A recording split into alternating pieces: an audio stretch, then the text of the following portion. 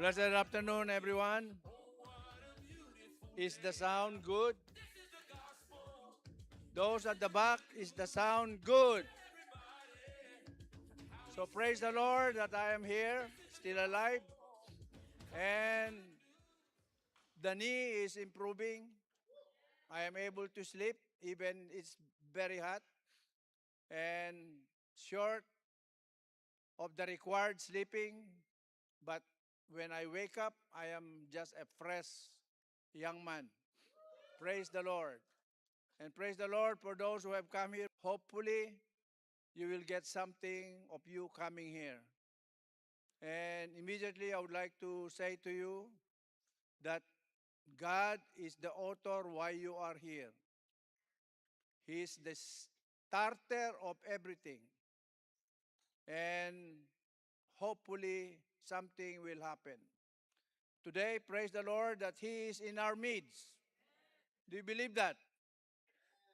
And that's the reason why I will always remind every one of us, reverence His presence, but take advantage of His presence. He is not just sitting in our midst, but He is ready to respond to whatever that you will say, ask, because that is His job. If there is something for you to ask, especially during our time, during this time where uncertainties is really big time, you can ask that He will give you the direction what to do in difficult times. That you will be asking Him, if you are sick, heal me even today. Venture, take adventure in engaging Jesus who is here. And I promise you, that is His job to do. He is here to give us peace, to give us healing, to release you from your being snared by the enemy, to give you breakthroughs. But you have to exercise faith that you will be saying to Him repeatedly, mercy, mercy, mercy, help me. I need you to address my issues. And again, it is because that is His job. That's the reason why He is the helper. He helps and He never changes. Amen. And so, this afternoon, this will be our third series regarding lions. And hopefully, trying to stir you up, church, to rise up into that level of faith, level of commitment, level of obedience, especially that we are commanded, mandated to win the world. That hopefully, you will be getting the influence of a lion. And in previous preaching, part 1, part 2, you have heard, maybe, or you have learned, maybe, that the lions are of royal lineage. Because the lion belongs to the lineage of the Lion of Judah. And I said, we are, if you are true born again, we are in the lineage of the true Lion of Judah.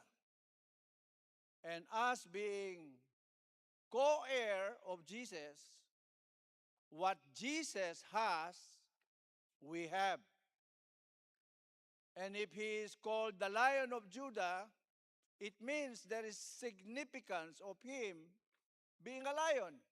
And we went through studying little bit about lions, that the lions are the king of the jungle, the king of the beasts, and lions do not run away. The lion chase and pursue until he completes. It completes the job. And the lion are full of wisdom. And for us, the lineage of the Lion of Judah, I believe there is no one of us that is dumb. We have the wisdom of God. If you are true born again, then very important that you should know, we should know, that the fear of the Lord is the beginning of wisdom. And if you are fearing, honoring, loving, obeying God, then it means to say you fear God and truly and genuinely is fearing God. Amen. And many more that I said, that the lion, when we celebrated the Father's Day, they are magnificent, fantastic fathers. That their job is to protect their pride. Us, as being the lions, our job, lions, is to protect the lioness. Though they are more ferocious than the lion. So take care. Don't ever irritate them or they we will be we will be manhandled. And you know what I mean. Lions. Yeah? So you again, you.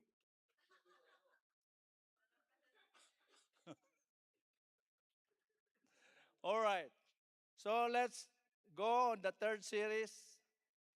Again, I will say that my intention is to stir you up into believing, yes, that you are a lion with all the positive characteristics of a lion, that you from today, that you will rise up into that level of commitment, level of faith, level of love for God, and level of obedience. Amen. And so the title of our third series about lion is about the steadfastness of the lion. Steadfastness of the lion. So I would like you to read with me as founding verses, Isaiah 26 verse 3. Let's find our Bibles. Let's read Isaiah 63, 26 verse 3.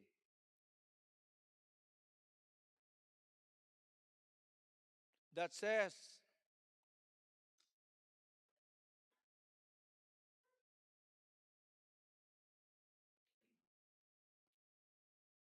you will keep him in perfect peace, whose mind is stayed on you, because he trusts you. So it is about stayed on you, steadfastness. Did you get it? Whose mind is stayed on you. Steadfast with the mindset of honoring, loving, obeying God. Because we trust God. And then Psalms 51:10 is the prayer of David asking God that he will be given a heart that is strong and steadfast. And I hope you have read Psalm 51 long time ago, that you will be reminded and believe that we need to have a steadfast spirit within us. And it reads, David cried to God and said, create in me a clean heart, O God, and renew a steadfast spirit within me. 1 Corinthians 15:58 is all about staying focused, steadfast in doing the work of the Lord. because in due time, you and I will receive our reward. So 58, it says, therefore, my beloved brethren, be steadfast, immovable, always abounding in the work of the Lord, knowing that your labor is not in vain in the Lord. And so immediately, my brothers and my sisters, I hope you're getting this, that the reason why we will talk about steadfastness is all about the work of the Lord. Amen. And lastly, Hebrews chapter 10, verse 36.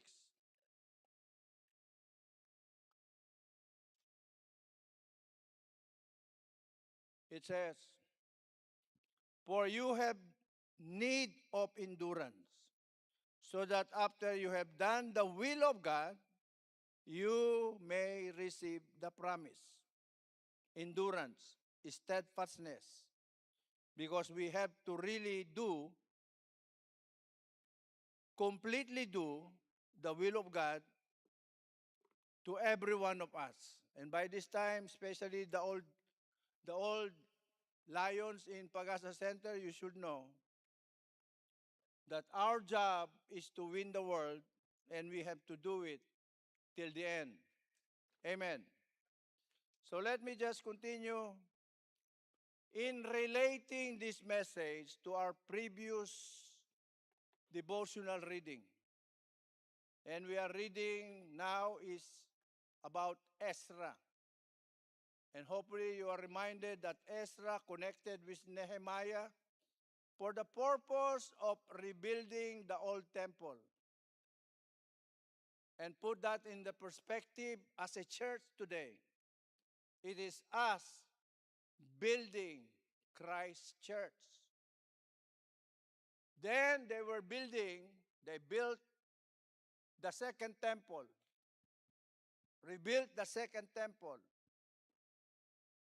And today, we should continue building the church of Christ. And so the rebuilding of the temple and the walls of Jerusalem was heavily opposed by neighboring regional leaders and hostile groups who feared the resurgence of Jewish political and economic power.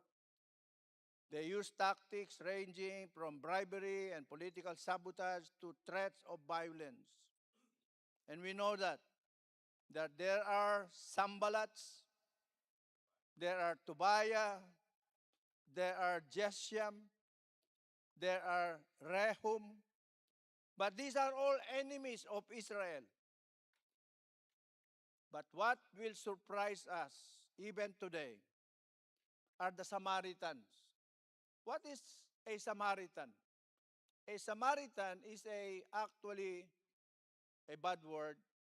It's like mongrel, not pure. So those who were hard-hearted Jewish people, they intermarried with the unbelievers, and they have become the Samaritans. And most of those Samaritans were considered enemies of God. But praise the Lord for the story of the Samaritan woman by the well. Though she was a Samaritan woman, eventually she encountered Jesus, that this Samaritan woman have become so strong instrument of God to win a lot of people. And today I say, there are also a lot of Samaritan among us in Pagasa Center. Mind you, when your brothers and sisters are so in love with God, so passionate to do the work of the Lord, and you are there and just looking at them, to the point that you are even telling them, why do you have to do that? Why get involved? That's the job of the pastor, the leaders. Seemingly they are trying to stop you from doing the work. For you, especially the primary leaders, I know that there are some people among your cell group that will question why we are doing what we are doing as someone so active in reaching out, in winning people. Have you heard this? That they will say, hey, why the other church? They're just coming to church for the sake of coming to church. They're not being pushed to do this, go and win souls and make disciples. Then there are among you who will say, oh, the other church doesn't teach, practice tithings, isn't it?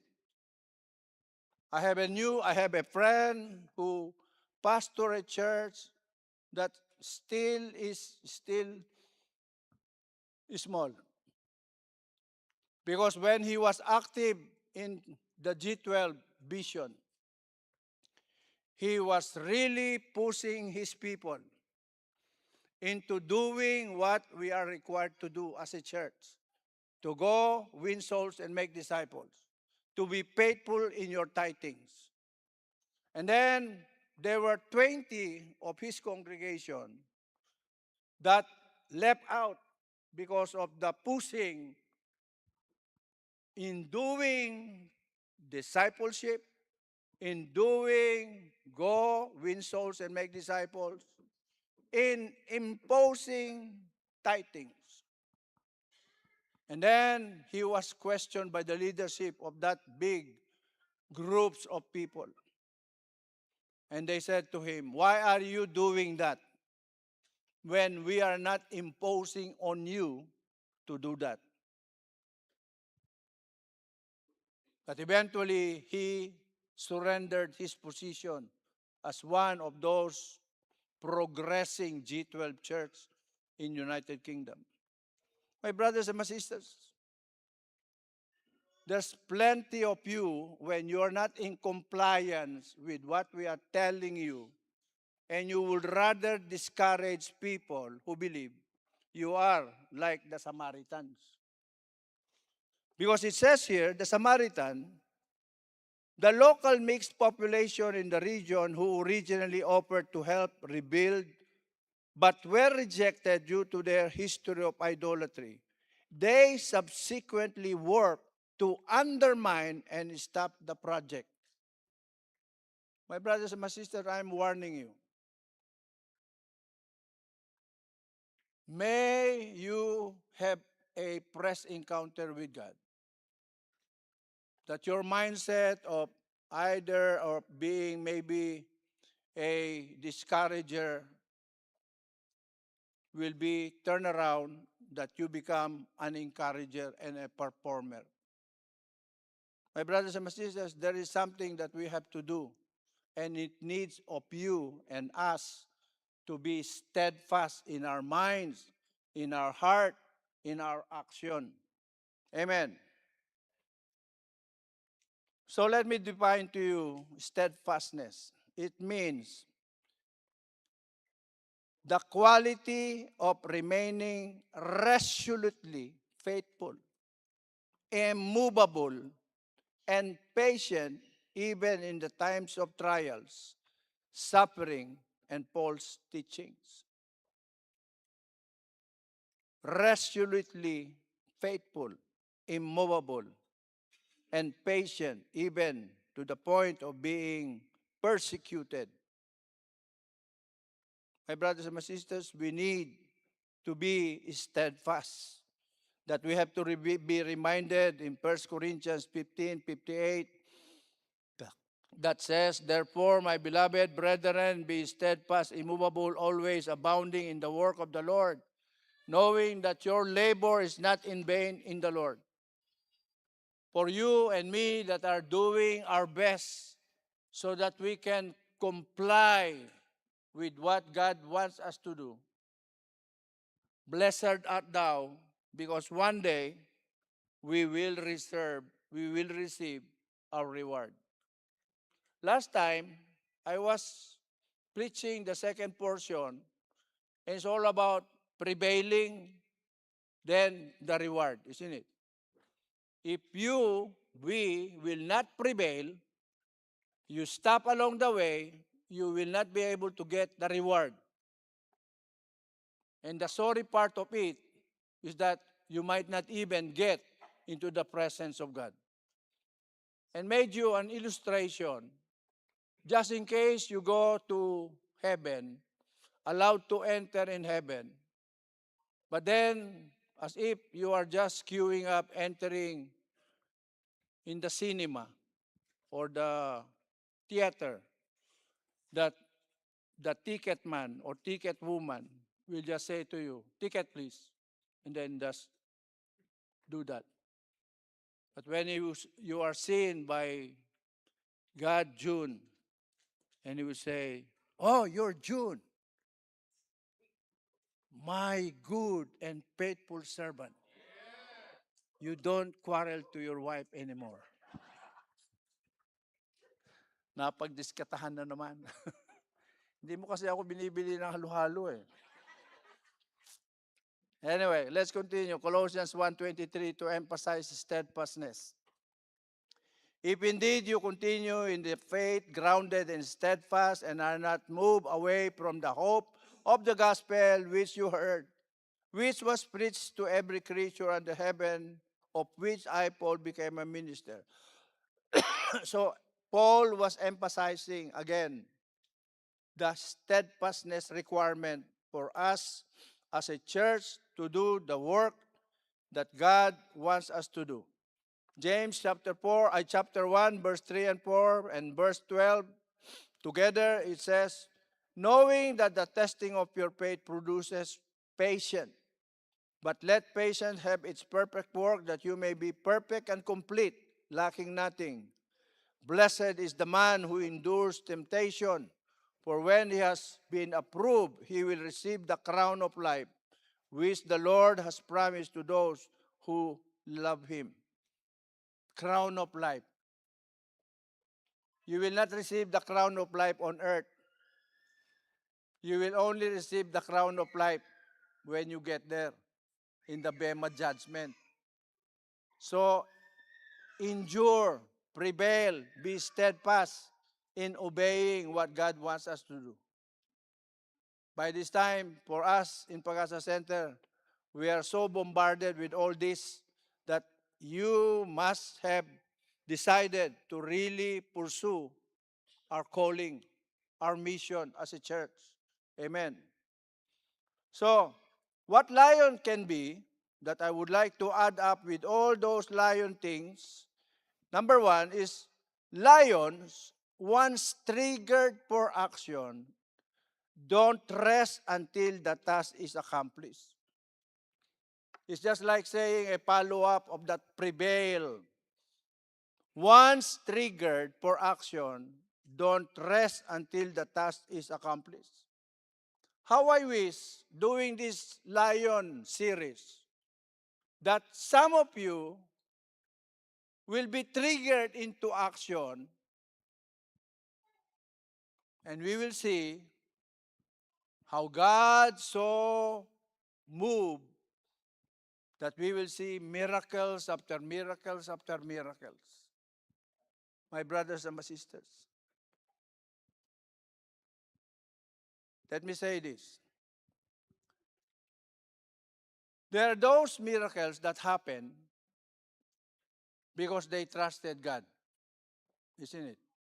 And I mentioned about that 28 years or 32 years lame that was waiting for someone to push him to the water pool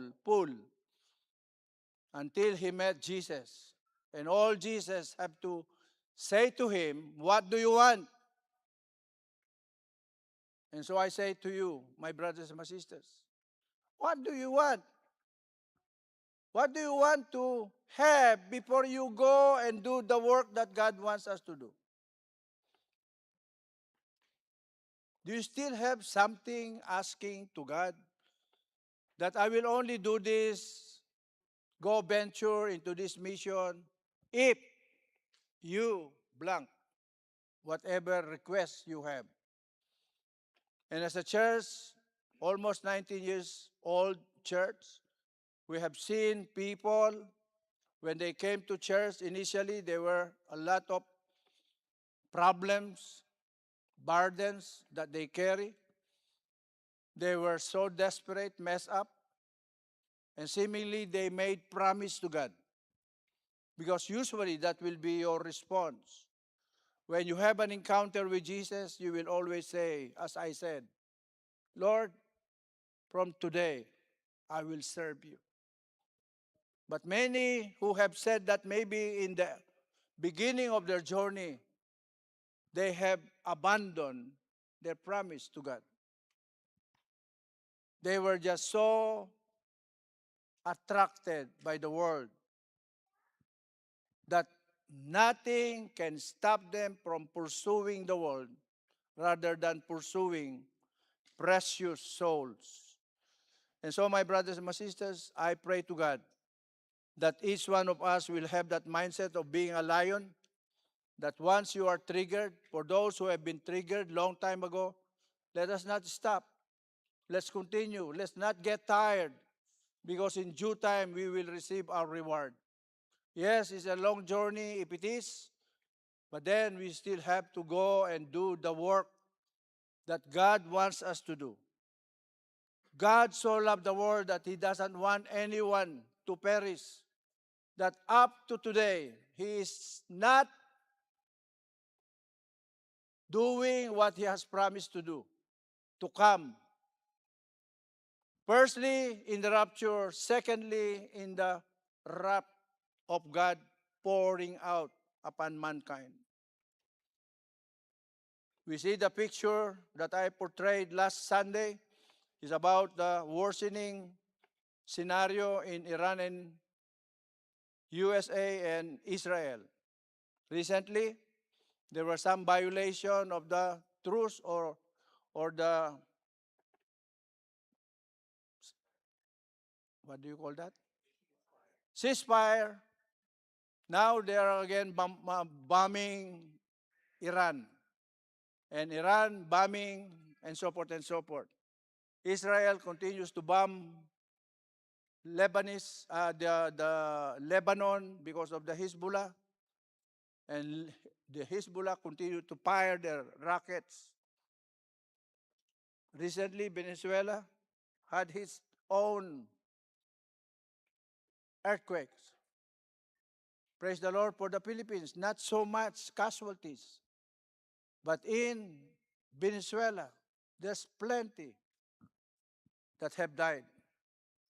My brothers and my sisters, the time is so ripe. And if God is just showing us a glimpse of the wrath of God, wars, famine, calamities, earthquakes, and so forth, is just part of the package of the wrath of God. And so let's pursue the job that God started on us. If you're a lion that have been triggered long time ago or maybe triggered now, let us not rest until Jesus comes, that we will be qualified to that welcome, that He will say to us, welcome, my good and faithful servant, with a smile. Amen. Let me say something a little bit about Bema. Bema is about judgment among Christians. And it is about what you have done, good or bad. Do you think when that Bema judgment comes, and you get there, and you just get there because you got saved now, you died tomorrow? Or maybe you are in that babyhood, you were able to do the babyhood things, the childhood things, you are able to do them that please God. But you were not able to do the big time job that God expected of us. And so He will judge you about having not done the good things. Do you think a judge that will say to you, you did not do good things, is in a smiling form?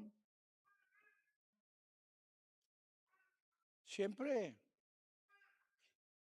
God will be, as I presume, with a, anong tawag doon, bumababa ang, rather than a smile like that, it goes down. And He will say to you, why did you not do it? So you don't have a reward. You are supposed to have reward. And the Bible is telling us, there will be a lot who will be weeping, crying during Bema judgment. They are saved, but they are considered or compared to those who have just had fire, nasunugan. Do you understand? And I hope you are triggered to respond and do the work, my brothers and my sisters. So Numbers 23, verse 24, a repetition of what I've been saying, telling every one of us, just to portray the non-stop once triggered until it is done. It says, look, a people rises like a lioness and lift itself up like a lion. It shall not lie down until it devours the prey. He has to complete the job. Amen. Elisha's story with Elijah, you know the story? In 2 Kings chapter 2. Elijah was the prophet, the great prophet. And we know the story. When Elijah confronted King Ahab and all those prophets of Baal regarding his God will do this and so forth and so forth. You know the story. The God of Elijah burned the offering, even soaked in water. While the God of Ahab, Baal, did not set fire. That eventually, you know the story. All those who rejected God, they were annihilated. But anyway, that's not the story about this Elisha pursuing Elijah. It's all about Elisha was triggered to run after, to pursue the anointing of Elijah. It's just like putting us into this perspective. The job that God wants us to do is an anointed job to do. Do you know that? In Acts chapter 1 verse 8, it says, and they will receive the Holy Spirit, and they will be witnesses for me in Jerusalem, in Judea, in Samaria, and outside of the world. Because of the Spirit moving, they will become witnesses, strong witnesses, and we know the story. Peter and all those 120 experience beautiful things to the pleasure of God. My brothers and my sisters, the anointing of the church, the anointing of the mission is powered by the Holy Spirit. And how and why cannot we participate actively, pursue this mission? Because this is the mission that God ordained and anointed. Rather than you chasing the world, chasing money and so forth and so forth. I said in the past, when you die, you cannot carry even your money. You cannot carry anything. You will be bare. But when you die as someone who pursues souls, brought them into the kingdom of God. Then they were discipled.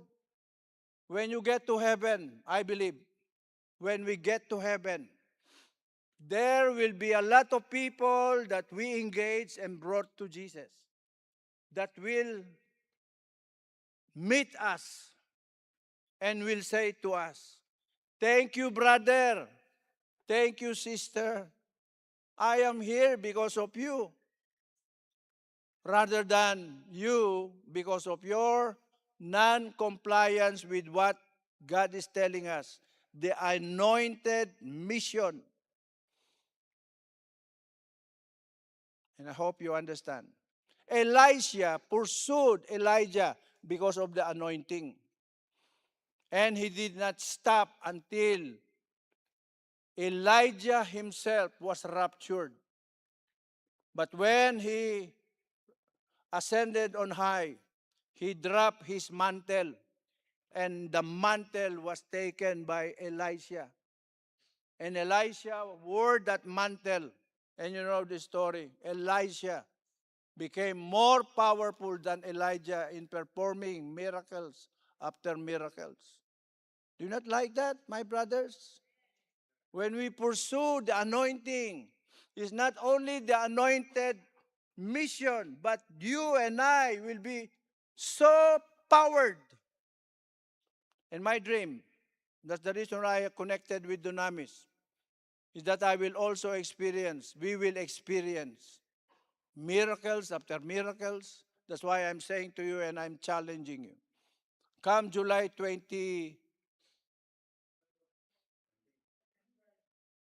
19 is our anniversary. That's the reason why I am challenging you, stirring you up, that you, each one of you, will be bringing in people to church. Because I am praying, I told our speaker the message he will preach, because I said we are expecting miracles to happen. And believe with me, let's pray together that the manifestation of God will happen in our midst in July 19. Amen. But unless you pursue and do the job, you will not see the miracle. Amen. All right. So Mark 10, verse 47, 49, 52. Do you know this story? This is the story of Bartimaeus. This is the blind man. And I will just read. And when he heard that it was Jesus of Nazareth, he began to cry out and say, "Jesus, the Son of God, the Son of David, have mercy on me." Then many warned him to be quiet, but he cried out all the more, "Son of David, have mercy on me." So Jesus stood still and commanded him to be called. Then they called the blind man, saying to him, "Go, I be a good cheer. Rise, he is calling you." Then Jesus said to him, "Go your way, your faith has made you well." And immediately he received his sight and followed Jesus on the road. The emphasis there is that he did not stop crying out for mercy to God. You might have difficulties, my brothers and my sisters. And I said earlier, Jesus is here. Start talking to him. Simple words while listening to this. Utter a word and let's see what will happen. Keep calling. Keep crying to God. And if your issue is non-compliance to the mission that I am mentioning to you, cry to God for help, that He will help you be illumined to understand, and that your heart responds, and that your action will not be hindered by any demonic forces. As we sing songs like singing, "Lord, Take me to a place.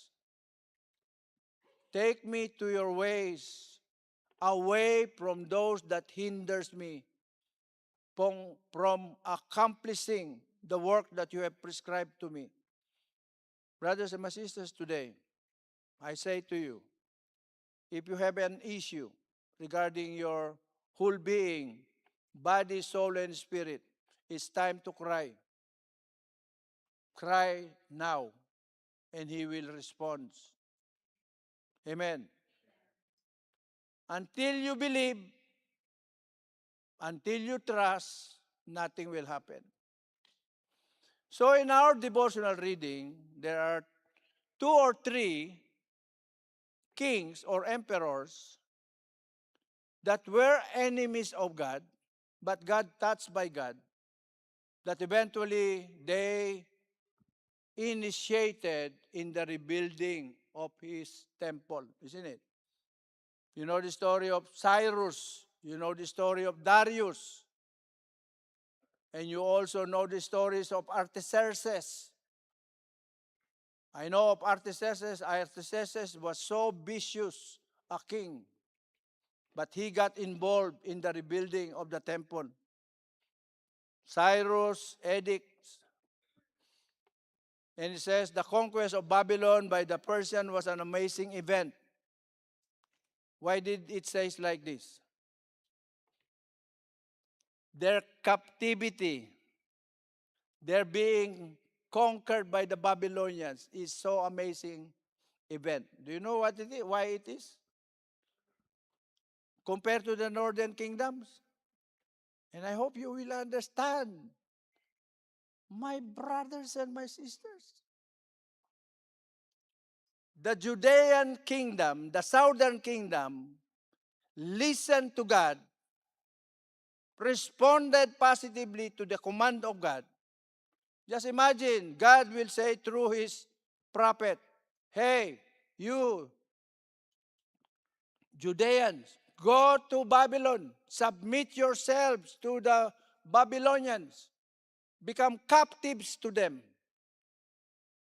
And so amazingly crazy, I will say.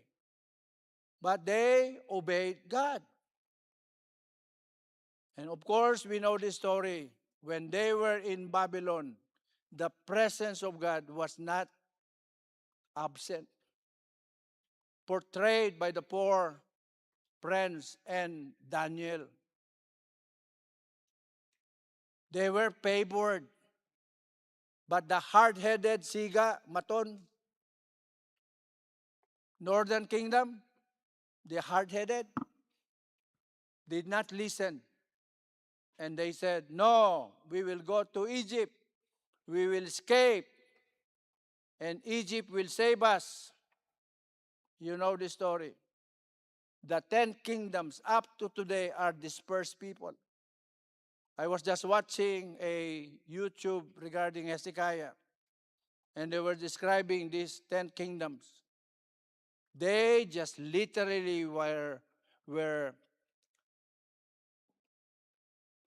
ano na yung sa boss niya at sa, alam mo, pag they brainwash them, they kill them, they destroy their lineage so that it's not it's genocide. There's a term of it. No, it's not. Anyway, you know, the Northern Kingdom, they were subjected to a process of losing their identity, their language, their grandparents' stories, and so forth and so forth. And then when they were born and growing to learn, they were imparted all what the Assyrians taught them to become. Originally, they are Jews, Israelites, that eventually they become unbelievers through and through. That's their story that we have to know and understand, that there is an issue of disobedience, big time. not trusting, not steadfastly following God. That God can decide you to lose your identity. You become rather than "Rah!" You become meow. Or maybe you become ik, ik, ik, ik, ik, ik, ik. What's that? The rats. You lost your identity. You used to be lion. Thank you, brother. So I hope when you read the Bible, you try to understand the Bible. If you're reading the Bible, you don't understand, you can come to us and your leaders so we can help you understand. But if you are so wise, maybe smart, the internet is full of things. You can be helped by AI, but better if you will be helped by Ambat. Yeah? So God had a plan to return the Jewish people to Israel, and He made it happen. We can trust He is working in the world right now to accomplish His purposes, even if it doesn't look like it is to us. Keep believing, be steadfast in trusting God, my brothers and my sisters. Darius edict, the same. Suddenly, this king or emperor just made their ways in helping those Judeans to rebuild the temple of God. King Darius' decree mandated the rebuilding of the temple in Jerusalem. It officially validated an earlier decree by King Cyrus, ordered local governors to fund the construction from royal taxes, provided animals for daily sacrifice, and imposed severe capital punishment for interference. In the portion of our reading, it says, "For those who will not obey my edict, Darius," it says, "get the pole of their houses, destroy their houses, and use the pole, the wood, to impale them." Do you understand? You read that in the Bible, Brother John. Yeah? Just imagine, the pole, the post of your own house will be used for your punishment. Big time. The authorization and validation, state funding, and civil penalties, as Darius decreed that anyone who altered, defied the edict would have a wooden beam torn from their own house, be impaled on it, and have their house reduced to a pile of rubble. That's how fantastic God's move. And secondly, regarding lion being triggered, lions are restful. Don't take this as someone or meaning that you just sleep. I rest, full of rest. I will just sleep. I will not participate. My brothers and my sisters, when it is used as this word, lions are restful, it means, look at this, it describes something that provides calm, peace, and relaxation.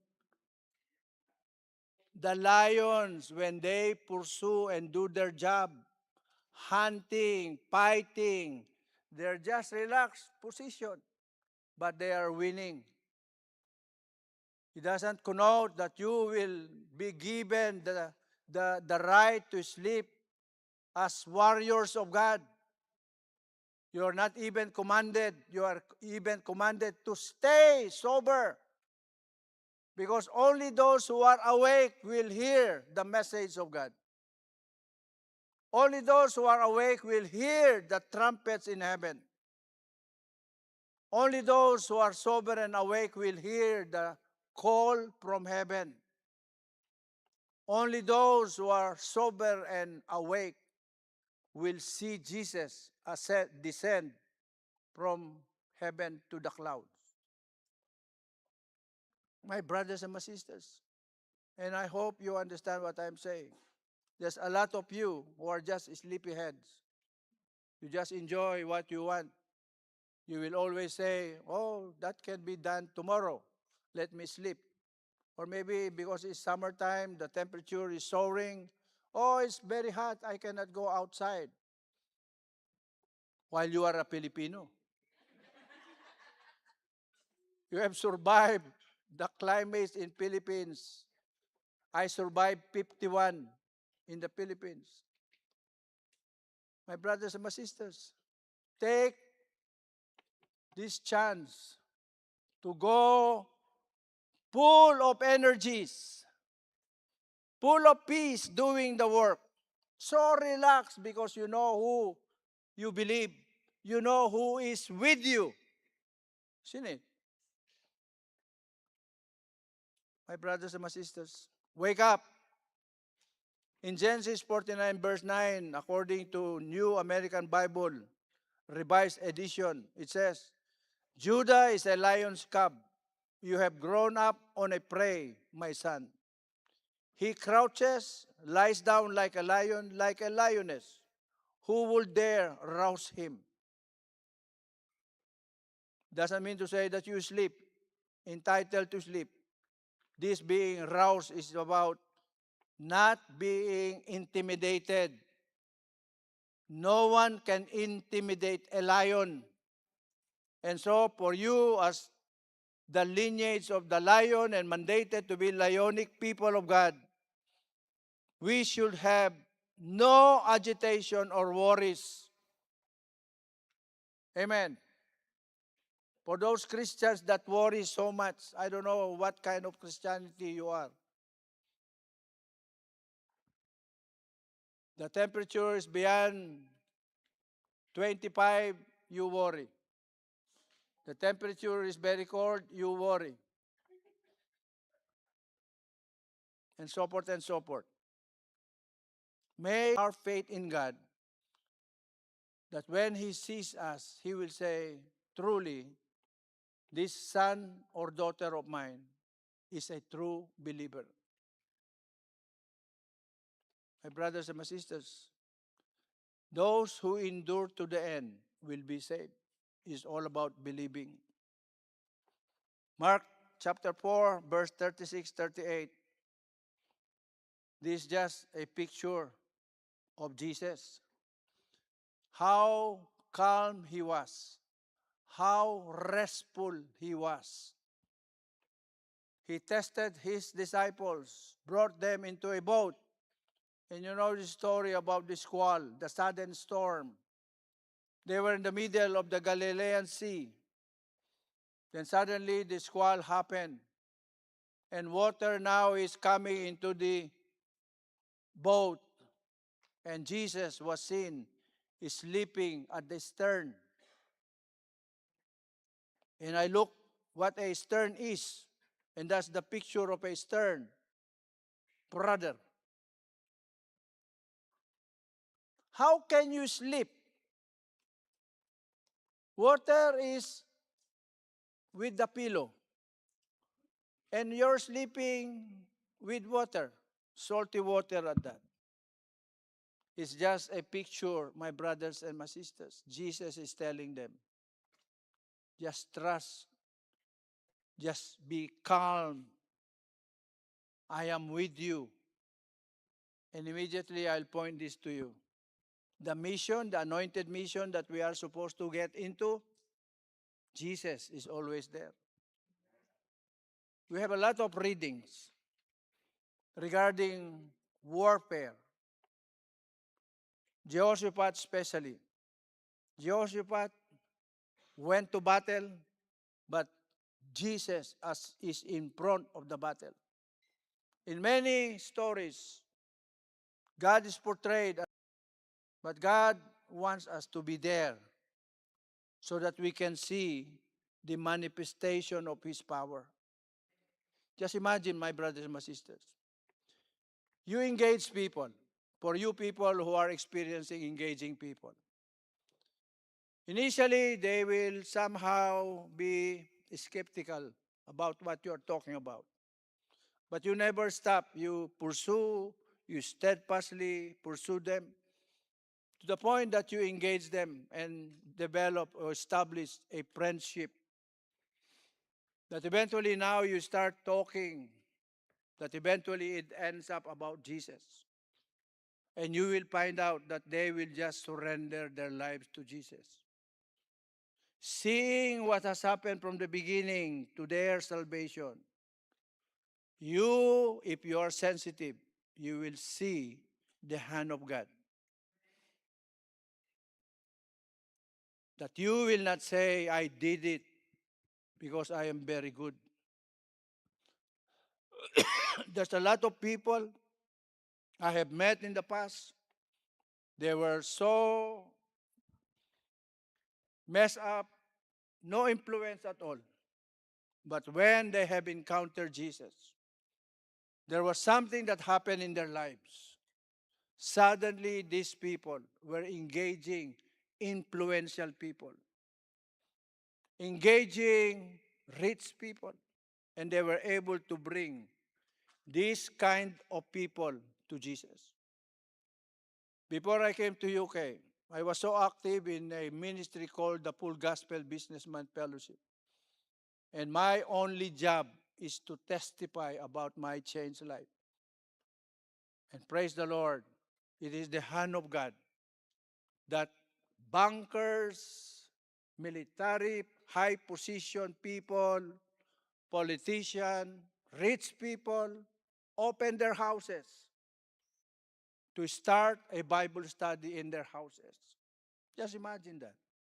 Who am I that will be influencing them? But I say, it is the hand of God that moved. And I can say, God, during those times, was in the picture. And so, my brothers and my sisters, let us go and be steadfastly believing. Amen. Proverbs 28, verse 1, again, just to remind us. But the righteous are bold as lion. We need to really practice boldness. Another example of boldness, Peter, in Acts chapter 12, verse 5 and 10. If you know this story, Peter was put in jail, was put on shackle, pati yung leg, and he was guarded by many soldiers, but he was seen by God sleeping, that he has to send an angel, wake up, Peter, because I will do something beautiful. You know this story. He was sleeping.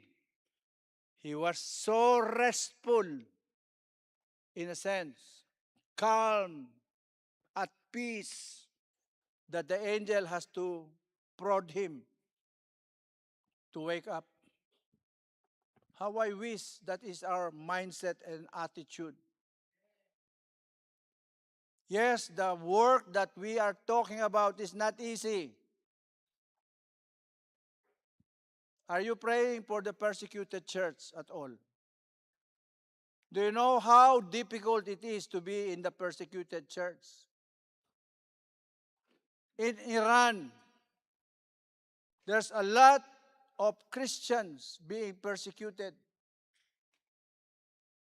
but they are growing even more. In Nigeria, every day they are cutting off heads of Christians and leaders.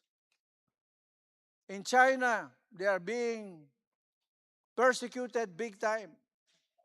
I met someone of them, Brother Hung, and he told me his story.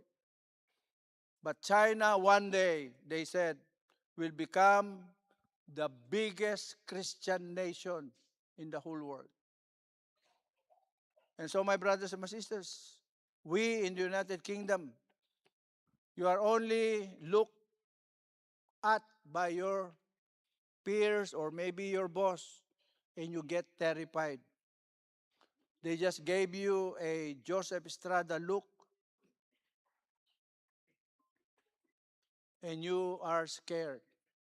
My brothers and sisters, it's high time. Let's go forward. Again, I will say to Sister Jenny, thank God for Sister Jenny that she lost her job as a nurse because of that. But the only thing with Sister Jenny is that she doesn't want to fight in the Christian concern. There's plenty of Christians persecuted, put to jail, job taken out. But God used the Christian concern to help them, and they were vindicated big time. My brothers and my sisters, there are people who will really go after us when we do our job. Even in United Kingdom. Try going outside and start preaching, then you will experience. But I say to you, if God called you to do that, go for it. And hopefully, if they kill you before you are killed, because I'm a doctor, I said, even if you're shot in the head, you are about 5-10 minutes alive. You will not die immediately. You'll still be alive. And you will say, as for me, to live is Christ, and to die is gain. Paano ka pa tatakbo? Why will you still not do the job, my brothers and my sisters? And so again, I say to you, being restful is supposed to be a journey of having no worries because we are trusting God who is always by our side. Amen. Number 3, lions possess a fearless and unshakable heart. Just an added to this, being steadfast, being restful, just to emphasize, fearlessness and unshakable heart is needed of us as lions in pursuing the work of God. Amen. Deuteronomy 20, verse 2 and 4, it says, so it shall be when you are on the verge of battle that the priest shall approach and speak to the people. And he shall say to them, hear, O Israel, today you are on the verge of battle with your enemies. Do not let your heart faint. Do not be afraid. Do not tremble and be terrified because of them. For the Lord your God is he who goes with you enemies to save you. My brothers and my sisters, if God is not in agreement that you will be cut with your head cut off, as Pastor Paul Ignatius will say, I declare to you, you will not die like chicken. It's quite some time that I interpreted that declaration because in Nigeria, there's a lot of people being killed, dying as chicken. Their heads are being chopped. Daniel chapter 3, 16 and 17. Just to emphasize to you, the fearlessness of the 4 friends of Daniel. You know the story of this. Because they did not obey the mandate of the emperor or the king Nebuchadnezzar. They have to be put into that burning furnace, and we know the story.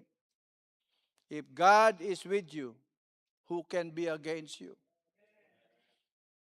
The enemy designed all those weapons to destroy us, but they will not matter. And so I charge you, my brothers and my sisters, go steadfastly, fearlessly, joining together as a church, because as I've said, lions only win not by power, but because they are in a team. They are strategies, they know what to do, and we know what to do. Revelation 21 verse 8, warning to those who are cowardly. Look at this. Revelation 21 verse 8, it says, but the cowardly, unbelieving, abominable, murderers, sexually immoral, sorcerers, idolaters, and all liars shall have their part in the lake which burns with fire and brimstone, which is the second death. Just imagine being coward is comparable to a murderer, to a sexually immoral, to a witch. And so may we decide to rather be fearless and steadfastly bold and courageous. So in conclusion, let me just say this regarding the lions. Are you a lionic people of God? There are only few who believes. So the others who did not signify, they are either meow meow or ik ik ik ik. Again, let me repeat. Are you a lionic people of God? Meaning to say, we are royalties. We belong to the high levels. Are you victors? Because we belong to the King of Kings, which is the victorious King, Jesus. Do you have the wisdom of God? Expected of you, my brothers and my sisters, of us as a church, that we are strategists. And by this time, especially for the G12, that we know and have mastered maybe. We know what to do. You're not left on your own. You are in a team. That the work can be made so beautiful, fantastic. Will you take responsibility to the mandate to go and win souls and make disciples? There are only few. Meow, meow. Ik, ik. There are only few who takes the responsibility of taking the mandate and believe that this job is an anointed job. Are you restful? Are you one of us? Not solid. When it says, supposed to be, lions are tightly knitted and united. Those who did not respond, next time, don't come to church anymore. You are a discouragement to me. Go somewhere else where there is no response at all.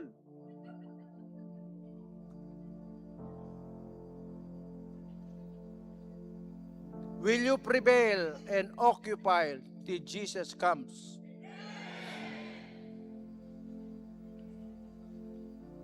Will you be a finisher-minded lion? Finisher-minded lion, yeah? To the end, we will pursue the job.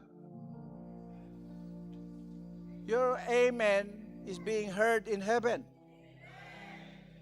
I am discouraged because you do not say amen, most of you, all of you. I'm discouraged. What kind of church we are? Maybe you didn't understand what I'm talking about. Your brains are shut off. And immediately I will say to you, if your brain is shut off, it says in 1 Corinthians, and the God of this world blinded them into believing. When you say amen, your amen is going up. It's not for my pleasure, It is for His pleasure. And you are so, I don't know what kind of human being you are.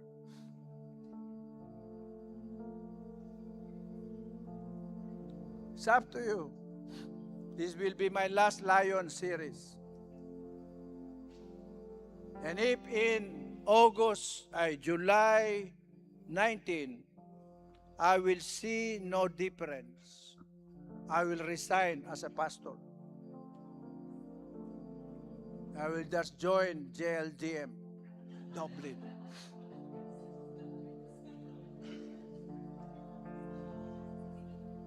Yeah, I'm not joking.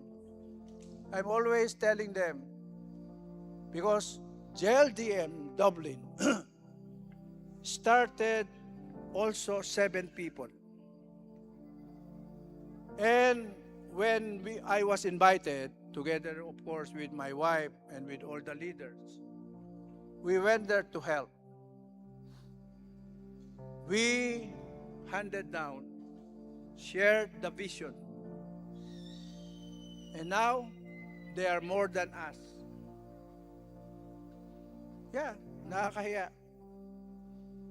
And the pastor will be coming in our anniversary. And he will see you and will ask you, and you will just be like this.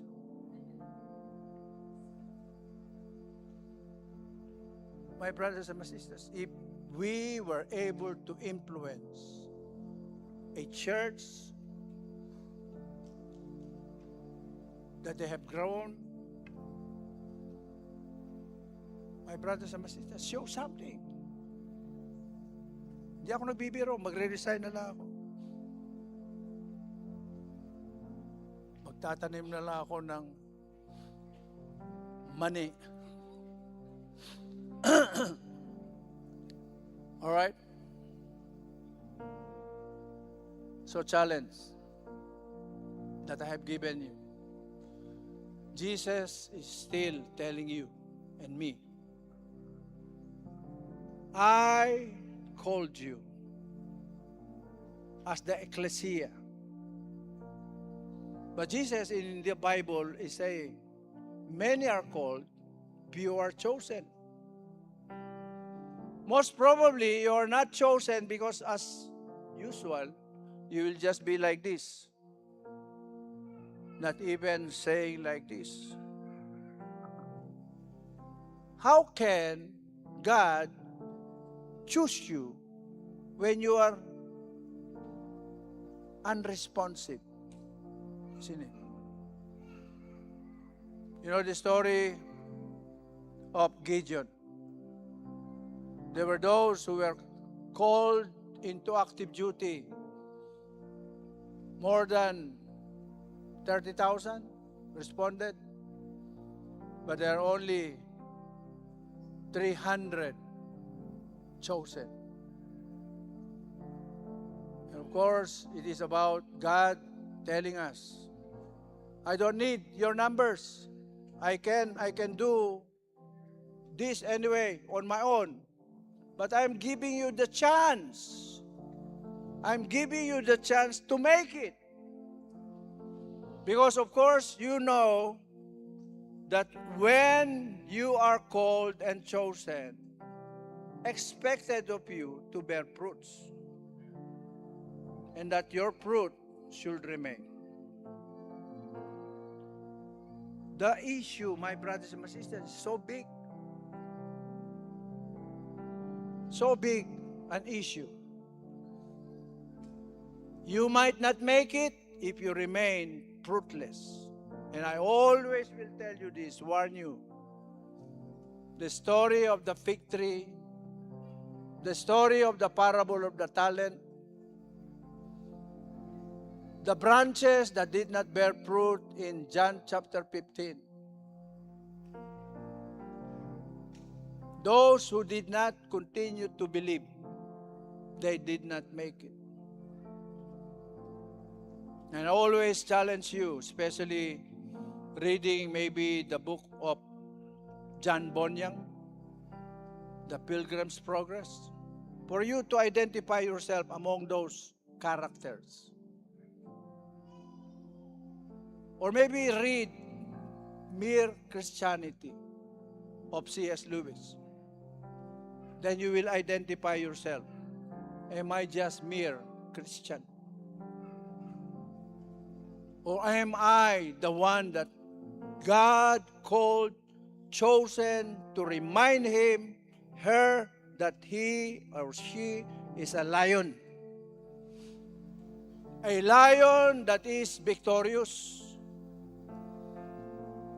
A lion that is authoritative to take dominion, even the gate of hell. My brothers and my sisters, how much more prodding, stirring up that we have to do upon you?